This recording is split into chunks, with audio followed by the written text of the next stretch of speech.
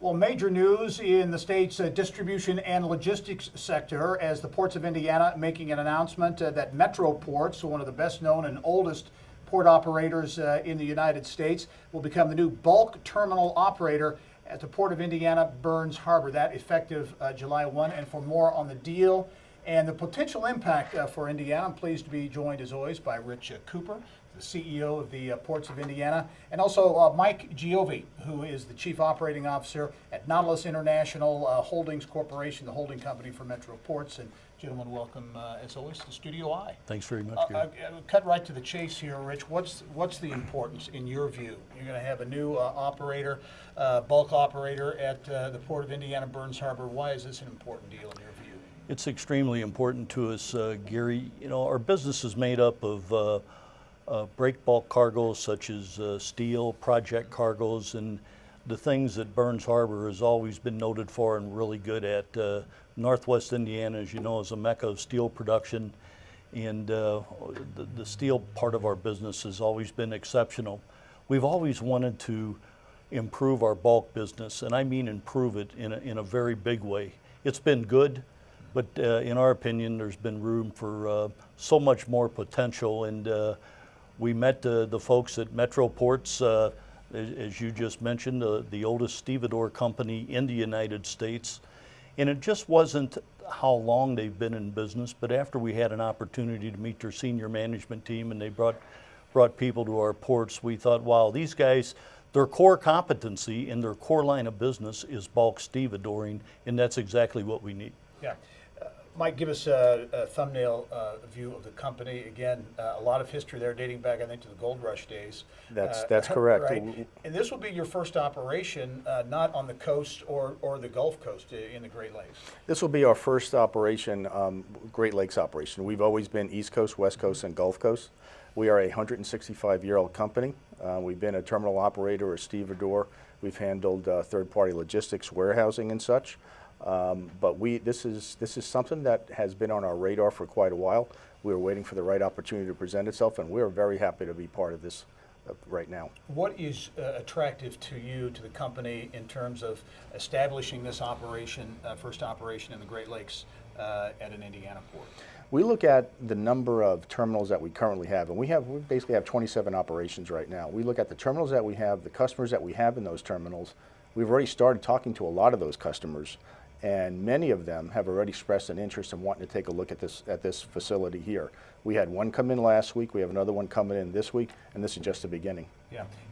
We talk about bulk cargo and the difference between break bulk, and industry folks like you all know what's the difference? You know, to put it in a nutshell, if you can count it, it's break bulk. Okay, by that I mean steel coils, you can count them.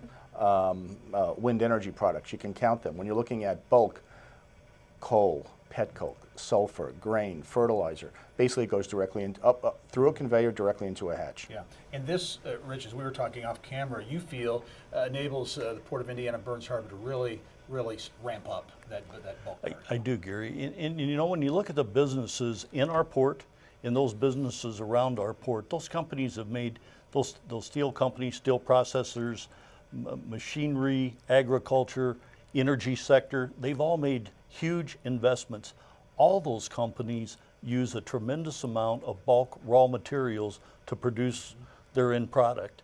And they need somebody to handle that and to handle it efficiently. I really see Metro Ports as a game changer. I think they'll impact the supply chains for companies like ArcelorMittal, United States Steel, NLMK, another steel producer at the port, British Petroleum perhaps, Cargill, those kinds of companies. I think we can't wait to introduce Mike and his team to those major players in Northwest Indiana. In your view, what is the potential? I mean, in terms of new business that you think can happen?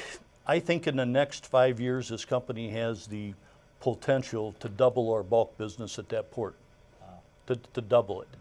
And there's a lot of internal users at the port who use bulk, and we'll hire Mike's team to handle their bulk commodities. But introducing them to people outside the port, I think that's where the increases will likely come from. Yeah.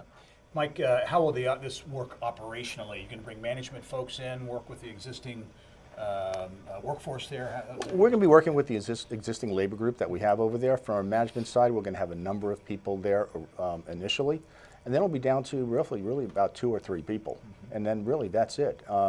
It's the main thing that we want to emphasize is the labor group that's there is the labor group that we're going to go ahead and utilize. What do you see as you look at this growth opportunity for the company moving into the Great Lakes? What do you see as growth opportunities as you look out, 5+ years down the road? When we took a look at the Burns Harbor Terminal going back just a few weeks ago, taking a look at the warehouses, the sheds we call them, that are in place, along with the areas that basically could be utilized for storage, there's just a lot of opportunities. I mean, like I said, we have one customer that's already interested. They're going to go ahead and talk to one of their subsidiaries about a different type of cargo. We have another customer that's interested. This is all within the first couple of weeks, and we already have plans set to go ahead and talk to some of our other customers on the East Coast and the Gulf regarding the business here in the Great Lakes. Yeah, and I know, Rich, you were talking earlier, thinking this is somewhat comparative to a FedEx Hub at Indianapolis International Airport. That kind of potential. That kind of potential. They've got 27 terminals in 10 states. And the synergies that's going to exist between their existing terminals and Burns Harbor, we can't wait to explore them further. As a matter of fact, Mike is bringing over general managers from those other businesses located in other states to take a look at the operation in Burns, to understand what that business is. And that's how we've been successful growing our business at the ports, is figuring out where are the synergies here, where are those connections, and we'll find that once we meet his other general managers at these other terminals. Before we leave, I have to ask you about activity at the ports. It's been several really strong years. How's 2017 shaping up at the ports of Indiana? This first quarter has been a good one. As a matter of fact, it's been the best first quarter in the 56-year history of the ports. And keep in mind, that's on the heels of the 3 best consecutive years of business at the ports of Indiana. So we're optimistic. We're off to a good start, and if we can kickstart this bulk business and start attracting business that we didn't even know was out there, I think we'll have a successful 2017. I sure hope so. That's the expectation. All right. Well, big news announced this week as the activity continues at the ports of Indiana with the announcement that Metro Ports will become the new bulk terminal operator, the Port of Indiana Burns Harbor. And Rich Cooper from the Ports of Indiana, also Mike Giovi from Nautilus International Holdings, Metro Ports. Thanks for joining us. We'll talk to you both soon. Thank you for having us. Thank you very much.